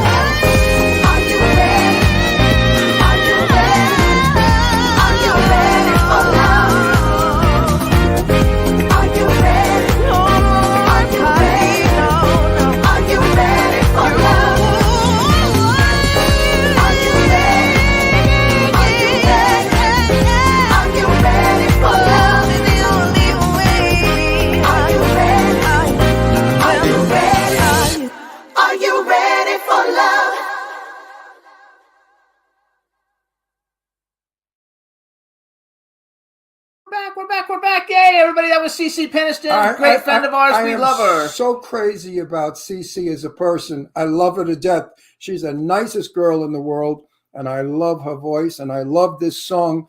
And of course, my favorite is her song, Finally.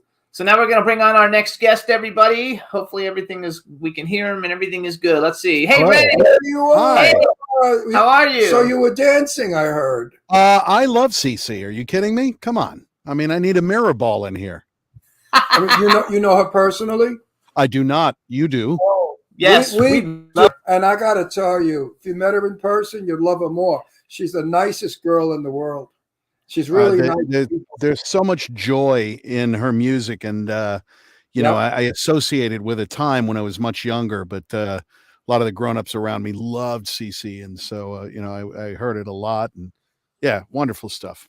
So hold on, let me do an intro. All right, everybody. Now we want to welcome to the Jimmy Star Show with Ron Russell, the amazingly talented Ray Porter. Hello and welcome to the show. Hello, gentlemen. Yay! So I thought I would dress appropriately because I looked at a couple of your previous broadcasts, but Ron is like resplendent, and I should have broken out, you know, something else here. No, you're fabulous. So I have a question. So first of all, everybody, we actually, you know, most of the time we bring people on that we've known a long time. We just met Ray Saturday. Yeah. He was at Sean Kanan's book signing for Welcome to the Kumite, and Ray had just met Sean in Dubai as they were both over there signing autographs because they're both like famous superstars. And so he was on the show, but he had like really long hair. So you didn't cut your hair, right? All you did was have it's all tied back. Okay, because he's got long like hair, and it was freaking. So it was great meeting you. And how was it being in? Oh wait, so you know my co-host Ron Russell. I do. I do. Say hi to everybody in the chat room. Hello, everyone in the chat room. There you go. And they're saying that you're a narrator and that they love your voice. I mean, they like. Oh, that's lovely. We have a lady. Say hi to B. Claudia. She's in Germany. Hello, B. Claudia. Wie geht's? And she's she's in Germany, and she like basically like is when she's in the chat room, she like knows everything about everybody who comes on, and she like lets us Michelle know. Kanan said the food in Dubai was stupendous. It was The outrageous. food in Dubai was absolutely astonishing. There was an Uzbeki restaurant that we went to that was unusual and just brilliant. And then the Lebanese restaurants, and just, I mean, if you like to eat, go to Dubai. Yeah, no, I can't eat. Now you just cut out sugar, like we're cutting out sugar, so And now there's nothing to processed eat. foods and garbage. Nothing I ate vegetables. processed in a nice shawarma, and there's no sugar there. There you go. Well, if there's no sugar in it, yeah. And they love it. So wait a sec. So you're, I know you're an actor, and are you, and you narrate like audio books and stuff? Are you, and you obviously because you're dark side, but Yeah. do you do like a lot of like video games and cartoons and stuff too? I've done some video games. I would love to do cartoons. I've appeared on a couple of animated shows, but it'd be great to do that regularly. Just the challenges for an actor doing animation that's rich territory. I'd love to get in there. Yeah, it's very rich Now, territory. what did you do to get invited to Dubai? Because I want to learn so I could get invited to Dubai. Seriously, what is it you did What happened was I was cast in Zack Snyder's Justice League, and then the story of that film, there's a lot of drama around it. Zack stepped down from finishing the film for family reasons after a tragedy, and Joss Whedon took over. Joss Whedon reshot a lot of stuff and redid a lot of stuff and changed a lot of things around, and at some point I was no longer in the movie.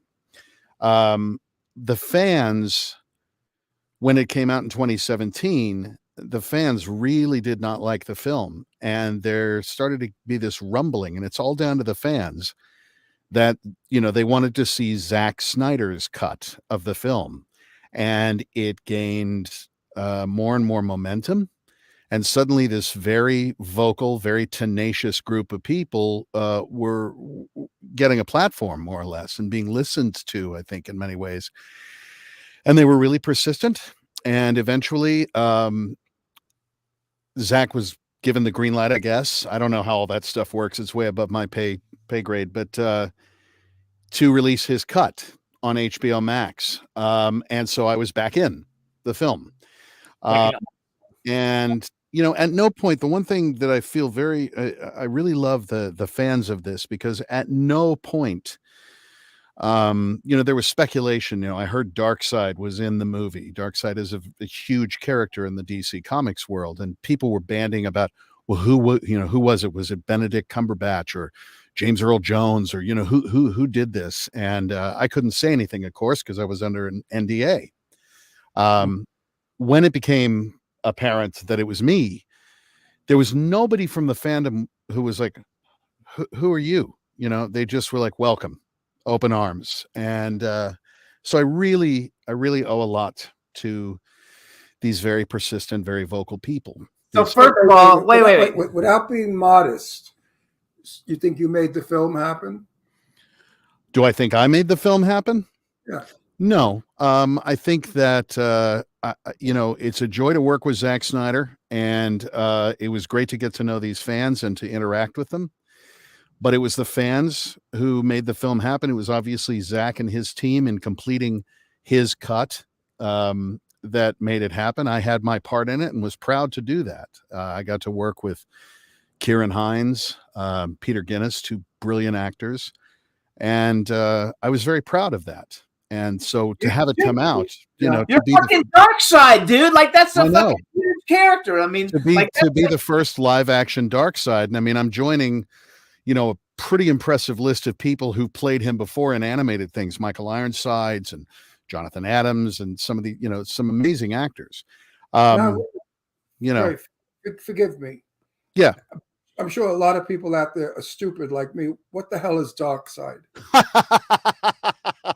There's nothing stupid about it. I didn't know either until I got cast. He's a sort of an uber mega villain in the DC Comics world. Uber villain. Oh, yeah. So he's like the big bad. He's a god. He's like, really terrible. Comes from a planet called Apocalypse. Okay. So, kind of does what he says on the tin. And I didn't really know a lot about him either until I was cast. That has to be a fun role to play. So much fun. So much fun.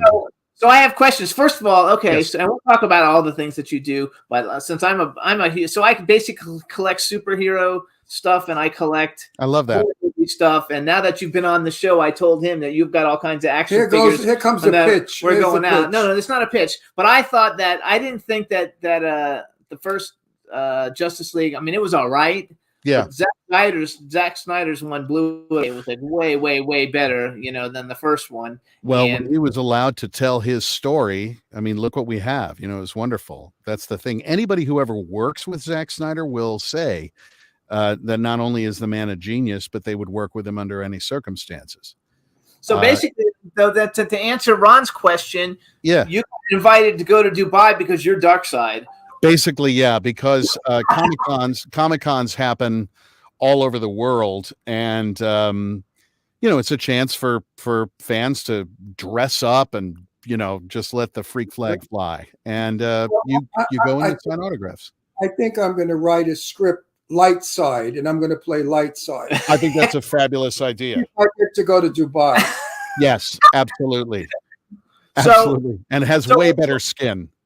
Were you a superhero? Like, were you a fan of superhero stuff? No, I never was. I always had respect for comics, and I had a lot of friends who collected them, but it was never really my thing.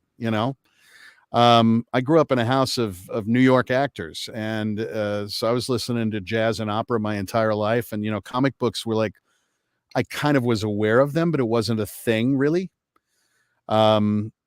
And it was, it wasn't until much later when I realized just how important it is to so many people. And I respect it a lot, but I was woefully ignorant. And so when the movie came out and I had comic book fans coming up and asking me really in-depth questions about this character, I had to study because I just didn't. I mean, I was an actor playing a scene, but for them, there's history and weight to this stuff that, it's like 20 years of doing Shakespeare taught me that people will bring their expectations and they will ask you stuff based on their knowledge of it. And it may not be the same as yours. It's like me, I was out there, trying not to get hit by the sword and remember my lines, but for them, it's a whole other thing.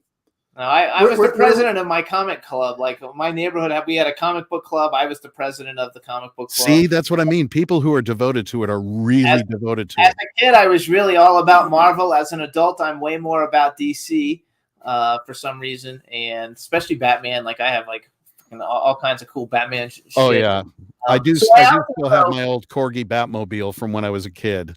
I have one. I have one. Yes, yeah, I have. I always loved Batman. Yeah. So what about though? Then do you? Because I know that you have 2 Funko Pops. Yes. And then, but I, because I was like looking at Walmart and they have Darkseid, you know, they have other Darkseids from the Justice League movie. So it would have to be, it doesn't say Zack Snyder's though. So I don't know if it's the same thing. I mean, it looks the same. It should be. Yeah. I'm gonna get it should be. Yeah. or you know what? Next time, you know, you're in town or something, I'll just bring you one. That's okay. Next time I'm gonna bring them. Next time I'm in town, I'm gonna call you and we're gonna like go to your house so you can sign them off. Sign everything for you gladly. I told you it was a pitch. No, I love this shit. I was super excited. So you guys, we were at this thing on Saturday. Sean Cannon's book signing. Wait. Let me just finish this. But you're going to go in a long play. I want a quick question, a quick answer. Okay. Where are you from in New York? Manhattan? That's not. I was born at Manhattan Lying In Hospital and lived in Lincoln Towers until I was 2. So right off of West End there, and then moved to Kokomo, Indiana. Oh wow, what a big difference! Yeah. I mean, it wasn't a culture shock for me. I was 2, but you know. Wow. Yeah. That's why you don't have a New York accent. That's why I don't have a New York accent. Yeah, definitely. I was wondering why you didn't. So I was okay. So we met him and he had long hair and he was at the thing and I didn't know who he was. I didn't know that he was Darkseid, but all these people were walking up to him and like taking pictures with him. So I just walked up to him and said, "I don't know who you are." I was like, "But you got to be like fucking somebody because everybody's coming up to you." And that's how we started talking. And I invited him to come on the show. So how long have you been acting? Glad to be here. Sorry, I have been acting since. I mean, I went to college for it. I got a degree from Cal Arts in acting, and you know, thank God I've been able to keep the wolf away from the door just by being an actor since I graduated. Good for you. About 6 months after I got out of school, I was invited to come and work at the Oregon Shakespeare Festival. Told everybody I'd be back to LA in 6 months. That was in 1990, and my last season in Ashland was 2008. So I was doing Shakespeare for almost 20 years, and I would come down here occasionally in the off season and work, you know, TV shows and that kind of thing. But I was doing classical theater the whole time. So they call you an overnight sensation. Yes, exactly. That's me. Exactly. Right. I've been 64 years, and now I'm making 1 million movies, and they said Ron Russell, the overnight sensation. The overnight. Exactly. It's a Cinderella story. 60 friggin' 4 years later. Can you imagine? Well, you know, I'm late. Sometimes. Oh, there's. Is it Astro? Astro. Yes, that's Astro. My son. He's wonderful. He's wonderful. Hello, Astro. We have three rescue dogs. He's a rescue dog. Hello, Astro. Ray. Hi, Ray. How's it going? Looking fabulous. I must say, I like the cut of your jib, Astro. I enjoy those whiskers. Yeah, he looks like you. Yeah, he's got a gray beard, a white beard. Yeah. So let me do some bragging for you real quick. You guys, some of the TV shows you could have seen Ray on: 911, Naomi, Animal Kingdom. We have friends on that. The Kids Are All Right, Modern Family, The Mentalist, Shameless, Sons of Anarchy, Justified, The Closer, It's Always Sunny in Philadelphia, Southland, CSI, Monk, Medium, The Sweet Life of Zach and Cody, Dragnet, In-Laws, Will and Grace, ER, Frasier, Murphy Brown. I know there's more. I just wrote down the ones everybody knows. Wow, that is my back catalog. That's something else. You know, it's funny. My friend comments on this all the time. It's like I'll go months without a job, and then I'll be on something that's significant. You know what I mean? Like Murphy Brown or, you know, something like that. It's fun. I suffered during COVID because we had so many productions that do, and they were on hold. And it was murder being a year without really having anything. And now I'm happily being pleased. Happy. How many movies do I have? About six or seven movies. Incredible. I'll be working for the next year straight without stopping. So it is, in our business, it is feast or famine. It truly is. It truly is. Now, for me, narrating audiobooks. This is my studio. This is where I do that's great. audiobooks. You do audiobooks? Yes. Yeah, I Then you- narrate audiobooks, and so I Oh, was my able to work all through the pandemic because I have a home studio. So You have, it was you have to know my friend Barbara Rosenblatt. sure I do, of course. Yes, very talented. Barbara is the #1 female. She did Barbara Streisand's book. Barbara Rosenblatt is called the Queen of Voiceover. Absolutely, she's a giant without Yeah, question. we've been friends for like 20-something years. Amazing. She's a good gal. Yes, Well, isn't it? It's a tiny world too, you know. I mean, you know this. It's like there's, I used to say there's 11 actors basically. You meet an actor that you've never met before, and within 5 minutes you realize you know 5 of the same people. Right. You know. Actually, B. Claudia from Germany is writing in the chat room that you've written over 300. I mean, that you've narrated over 300 books. Yeah, almost 500 at this point. 18 seasons with the Oregon Shakespeare Festival, and then Yeah. she wrote a quote: "The biggest of actors is when they start to get very pleased with themselves because they're actors. Having something else that will keep you a bit humble is a good thing." Ray Porter, and you have multiple earphones awards. She's like, you're She's awesome. like serious business, man. She's like the best. Well, I was in Barbara Wow. Rosenblatt's apartment, and she had a shelf put around the living room, and that living room has audiobooks Yes. that go completely around, and then one wall is all of the awards that she's won. She's won so many awards, and I I mean, mean, she keeps she's a winning major year. figure in this. I Yeah. don't think she has room anymore for her audiobook awards. And you know, too, she was in Orange Is the New Black, like the first 2 seasons. Yeah. Right. The main character, like a big character. in Yeah. it. That's fucking awesome. She was years ago. I founded Have a Heart, which was a benefit for AIDS. Right. And Barbara Rosenblatt worked in my benefit so many times because she sings, Sure. and she was a good performer. So Barbara Rosenblatt is really a darling person and very dear to me. That's wonderful. Yeah, we had at the Oregon Shakespeare Festival, we had the Daedalus Project, which was a thing we would do as a fundraiser for AIDS and HIV. We'd have panels of the quilt come in. I was the MC for a number of years.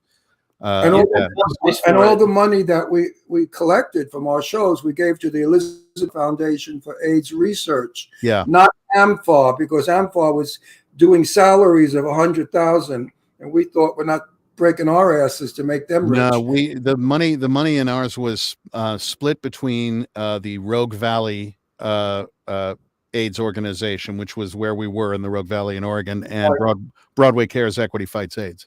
Oh, I have an award from Broadway Cares. I'm not surprised. Blood got for me. Would you believe her name keeps coming up? She comes to my house and she said, "Ronala, I have something for you." I said, "What, darling?"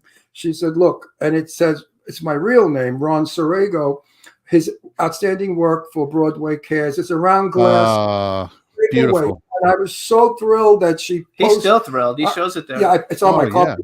Oh, it's Still. something to be proud of, without question. She put my name in. I never did it.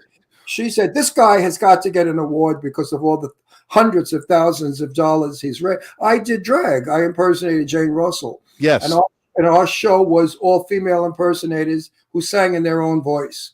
It was a beautiful show. It wasn't cheap. That was and I don't want to date you, but that was pre-Stonewall days, was it not? During and after. Okay. Yeah. It was years. Yeah, a long time. I mean, that's what a time to be in the village. Well, I'm 82. He's 82. I don't know if you 82. knew how old he is. He's 82.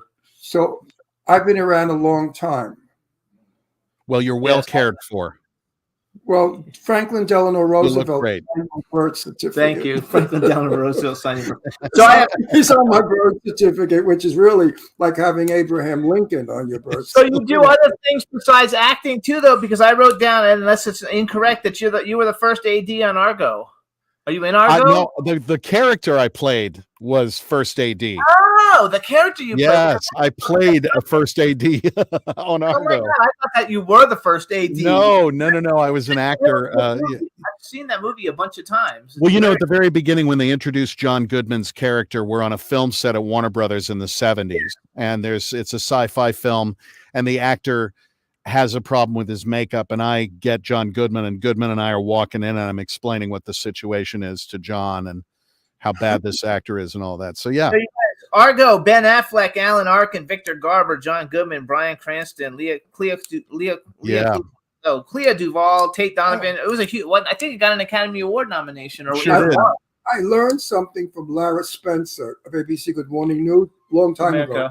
She said, whenever you mention a name, let people know. We mentioned Barbara Rosenblatt. She played Mrs. Metcalf in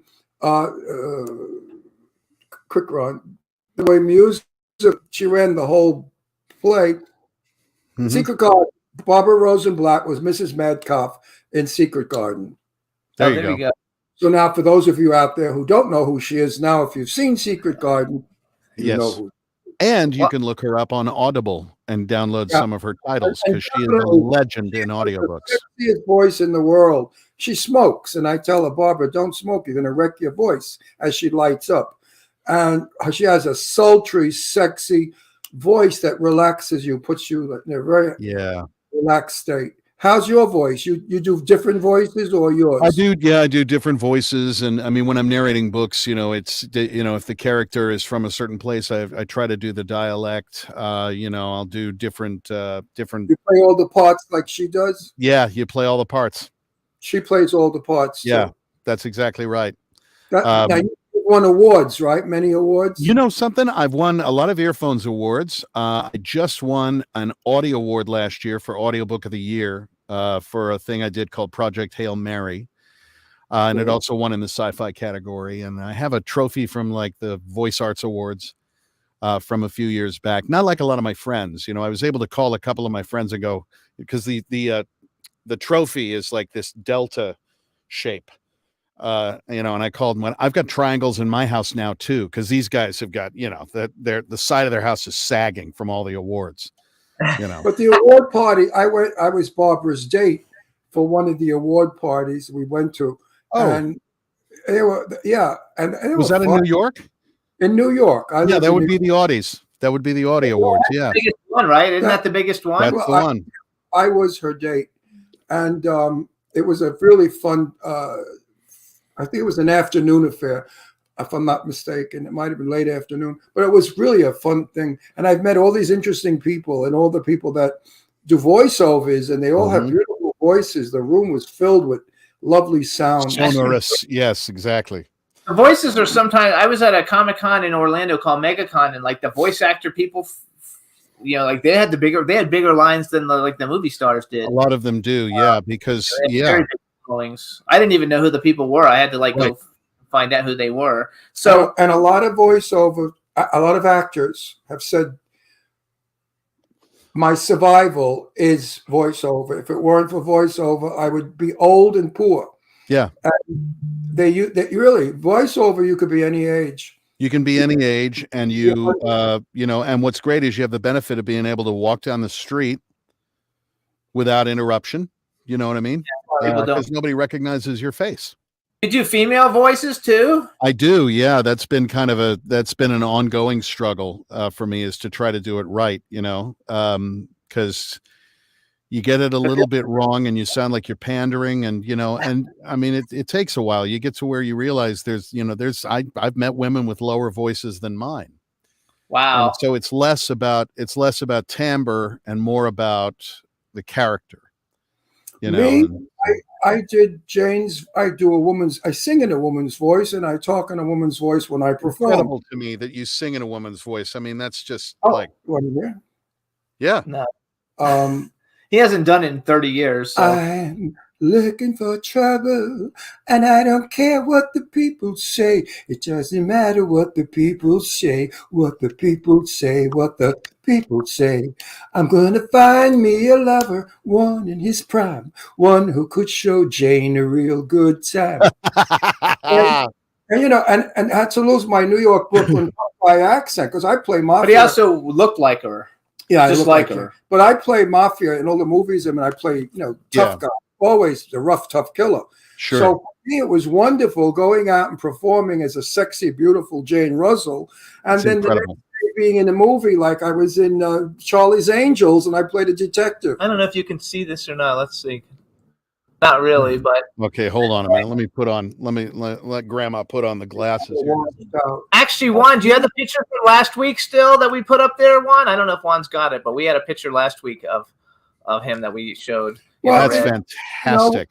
when I had at one point I had Jane came to my house for dinner, and I never really discussed too much about my impersonating her because I thought she would be offended.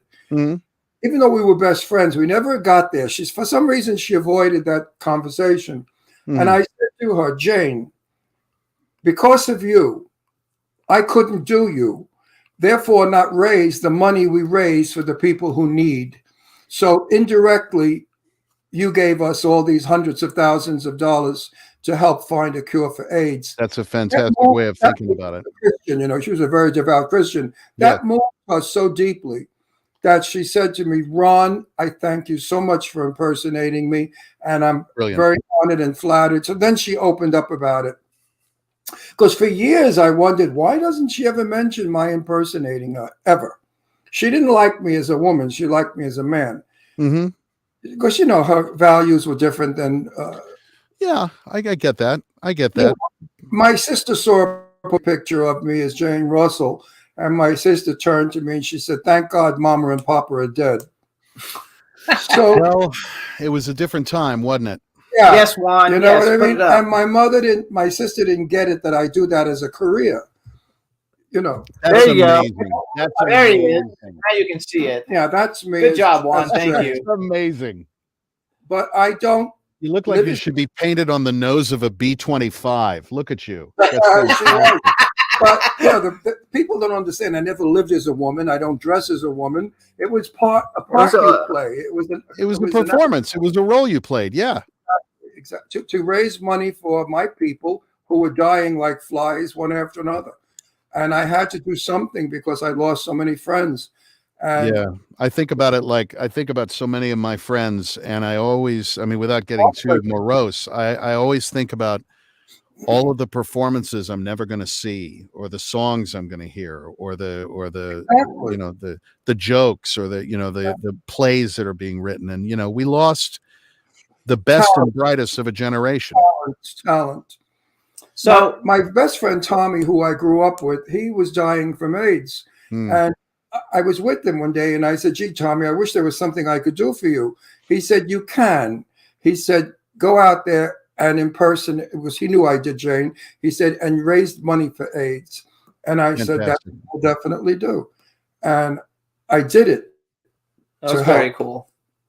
Okay, so we've got 7 minutes left. I want to ask you some hypotheticals. 7 minutes to heaven. All right, let's go. 7 minutes to heaven. First of all, real quick, did you have fun doing the Runaways? Because like the real, I did.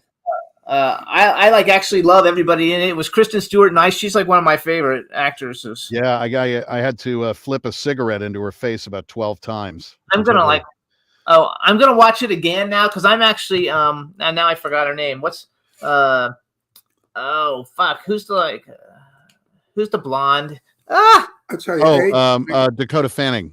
But Lita Ford, the real and Cherie Curry. Yeah, they're both friends of mine. I'm friends right. You had mentioned that. Yeah. So it's so cool to have the real ones in it that you were in. All right. That was one of the strangest things, real quick, on that day when we were shooting, because Dakota came in for kind of a costume check. So she's done up like Cherie Curry, and right behind her was Cherie Curry. Oh, how was that? Yeah, that was amazing. I would love that. All right. So hypothetical, you've already done a lot of really cool shit. Male and female actor that you would like to work with that you haven't worked with. And the second part of the question is, if you could have ever been in any movie that's ever been made, what movie would you have liked to have been in? Oh, that's a tough one. I would say if I could pick any actor that I would really, really, really kill to work with is David Strathairn. Oh, yes. Who is one of the finest actors that I've ever seen. I admire him so much. I admire his work so much. I would kill to do something with him. If I could have, and that's a really good one, because I think that I loved him ever since I saw him in Sneakers. Yeah, I mean, go back. There's a movie that John Sayles directed back in the 80s called Matewan, about the coal mining wars in West Virginia. He's genius in it, and everything else I've ever seen him in, he is absolutely flawless. His economy, you never smell him acting. I love him so much. He's very good. That's a good pick. Yeah. Okay, female. Boy, there's a lot. My goodness. Wow. There are. You can pick more than one if you got a couple that come to your head. I got a few that come to mind. Sophia Loren, how about that? That's Sophia Ron. Loren, I mean, come on. You know, I probably would just be sitting there with my jaw dropped the whole I time. worked with her back in '59, Amazing. and she's amazing. wonderful. I love her. Yeah, that's the thing is there's so many brilliant actresses just through history that I mean, would I love to work with them? And I have to clarify that with, could I reasonably function if I was on the same set as them? Meryl You know what I Streep. mean? No, Helen Mirren would be Helen someone. Mirren, yes, yes, I Yay! agree. We Helen love- Mirren. we love her. Obviously Meryl Streep, you know, sure. I mean, there's so many. And again, actors as well. Judi Dench. Judi Dench is incredible. Yeah, totally. Dench was the one I would really like to meet. I mean, so many actresses. which I like. Okay, Yeah. so There's a new young one out there. Her name is Michelle Dockery. Dockery. Do you know who she is? He Brilliant. loves Dockery. That's my dream. I'm telling Jimmy to put her in one of his films. Are you doing vapors? It's bad I for am. you. Oh, don't do that. It's bad for you. Better than cigarettes. No, nothing. Your lungs need air. It makes cottage cheese or popcorn. Not if you get the right stuff. That's actually true. No, not Anyway, nature didn't we make only have that. 3 minutes, and I don't want to spend it on his cottage cheese. No, ones. I'm upset because I No, like him. I'm terribly sorry. I tell you what, I will not when I'm around you, Ron. Out of respect. No, Oh, he's doing it for your health. No, he's for doing it for you. you for I your know. health. I I don't know. give a shit. But for your health, you're a nice guy. I want you to be as Thank old you. as me one day. You know, take Yeah. care of yourself. So wait, And have you you know ever? what? You're very handsome. What do you look like without all that shit on your face? Like a leprechaun. The only reason why I grew a beard is I have no chin and I've got to be able to put a pillow back in a pillowcase. Do you watch Yellowstone? I haven't seen Yellowstone yet. I don't get to watch a lot of stuff because I'm so busy all the time, but it's something I'd love to be on. I certainly look the part. No, you should get on it. But the girl, I don't even know her name, but the girl who's Kevin, what's his name? Kevin Costner. Kevin Costner's Costner. daughter.